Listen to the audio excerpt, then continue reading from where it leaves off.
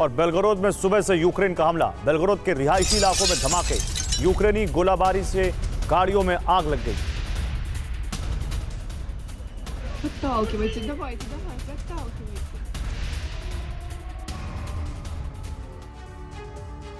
Ukraine का plan 250 fail होता नजर आ रहा है। जेलेंस्की को उम्मीद थी कि अमेरिका रूस पर लॉन्ग रेंज हथियारों से हमले की इजाजत देगा, लेकिन अभी तक बाइडेन की तरफ से कोई जवाब नहीं आया है। माना जा रहा है कि अमेरिका यूक्रेन UEM जयपुर एक आदर्श लक्ष्य है।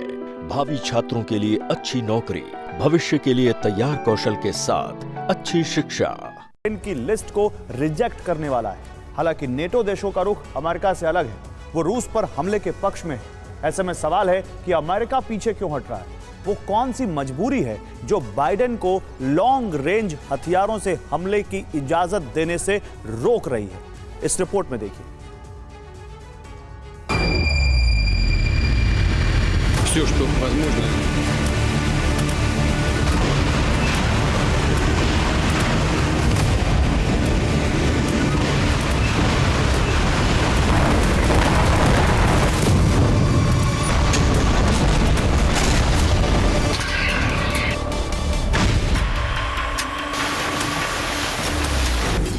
ज़ेलेंस्की का मैसेज क्लियर, तबाही के टारगेट फिक्स है।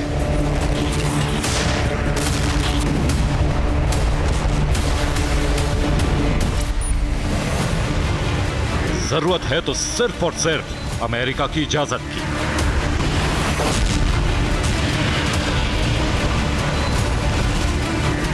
यूक्रेन के राष्ट्रपति ने सुपर पावर से एक बार फिर गुहार लगाई है। अगर रूस को रोकता है, उसकी आर्मी के पैर यूक्रेन से उखाड़ने हैं, तो यूक्रेन को लॉन्ग रेंज मिसाइलों से हमले की इजाजत चाहिए, हर हालात में चाहिए।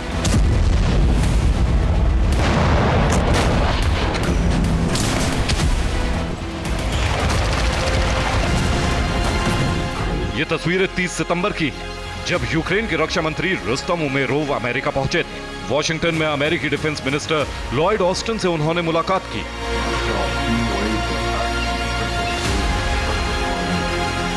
मुलाकात के दौरान उन्होंने रूस के 250 हाई प्रिसीजन टारगेट्स की लिस्ट सौंपी थी, जिसका खुलासा उन्होंने आज एक इंटरव्यू के दौरान किया। रुस्तम उमेरोव ने कहा, रूस हमारे शहरों पर जिन जगहों से हमले कर रहा है, वो रूस यूक्रेन बॉर्डर से काफी दूर मौजूद है। हमने उन सभी टारगेट्स की लिस्ट बाइडेन प्रशासन को सौंप दी।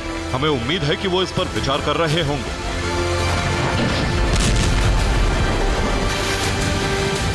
यूक्रेन को उम्मीद थी कि अमेरिका यूक्रेन की गुहार सुनेगा और उसे रूस की धरती के हर कोने को दहलाने की अनुमति जरूर मिल जाएगी।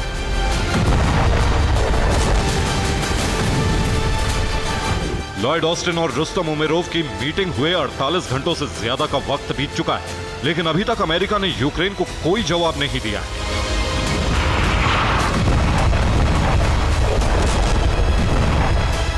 रूस की सेना यूक्रेन की जमीन पर तेजी से आगे बढ़ रही है। ऐसे में उसके लिए हर मिनट कीमती है। इसीलिए यूक्रेन जहां एक तरफ वॉशिंगटन में मीटिंग कर रहा है, तो वही हाल ही में एक मीटिंग जर्मनी के ड्रेसडेन शहर में हुई। इस मीटिंग का खुलासा जर्मनी अखबार बिल्ड की एक रिपोर्ट में किया गया है। रिपोर्ट में दावा है, ड्रेसडेन की मीटिंग में नाटो देशों के 35 सैन्य कमांडर शामिल हुए। मीटिंग में यूक्रेन के डिप्टी डिफेंस मिनिस्टर ओलेक्सेंडर पावलयुक भी मौजूद थे। इस मीटिंग में यूक्रेन ने रूस पर हमले का प्लान रखा।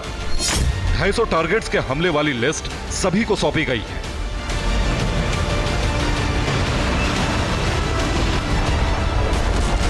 दरअसल यूक्रेन को अमेरिका से इजाजत मिलने की उम्मीद अब बेहद कम है।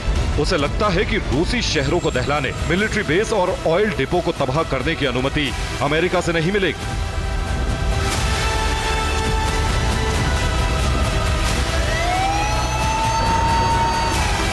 इन हालातों में यूक्रेन नाटो के देशों को रूस पर हमले के लिए राजी करना चाहता है, ताकि रूस को अब तक की सबसे बड़ी चोट दे सके।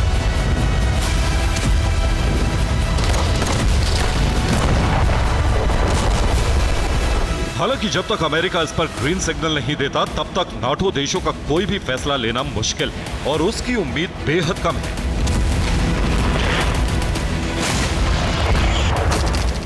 दरअसल बीते 24 घंटे में अमेरिका ने यूक्रेन को 2 बड़े झटके दिए हैं। नंबर 1 दावा है कि अमेरिका यूक्रेन को अटैक एमएस मिसाइलों की सप्लाई बंद करने वाला है, जिसकी वजह अमेरिकी सैन्य भंडार में अटैक एमएस की सीमित संख्या है। नंबर 2, अमेरिका अपने मिलिट्री कॉन्ट्रैक्टर्स अब यूक्रेन नहीं भेजेगा। इन्हें F-16 फाइटर जेट की मरम्मत के लिए यूक्रेन जाना था।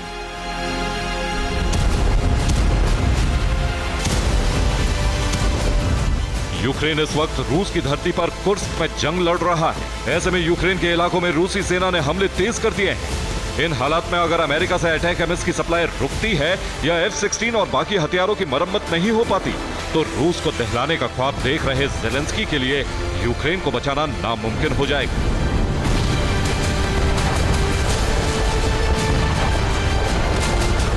अमेरिका के मौन को देखते हुए अब बाइडेन की नीतियों पर सवाल उठने लगे हैं। अमेरिकी सेना से रिटायर्ड जनरल बेन होजेस ने एक इंटरव्यू के दौरान कहा, युद्ध को लेकर अमेरिकी नीति स्पष्ट नहीं है। ये यूक्रेन से ज्यादा रूस की रक्षा करने वाली है। अगर हम यूक्रेन को युद्ध में ताकतवर करना चाहते हैं तो हमें यूक्रेन को रूसी क्षेत्र में युद्ध लाने देना होगा।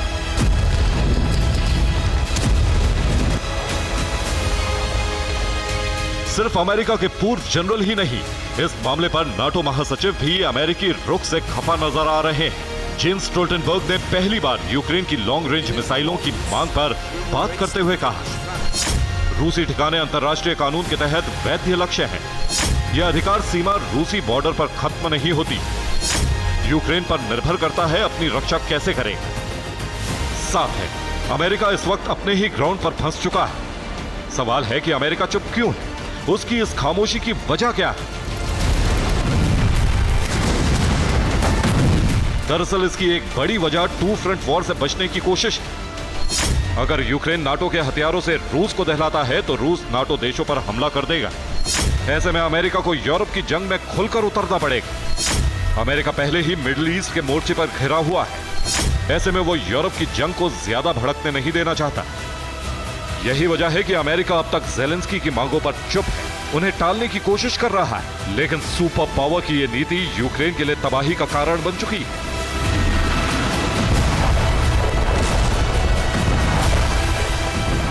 अगर जल्द अमेरिका ने कोई फैसला नहीं लिया तो रूस कीव को राख बना डालेगा।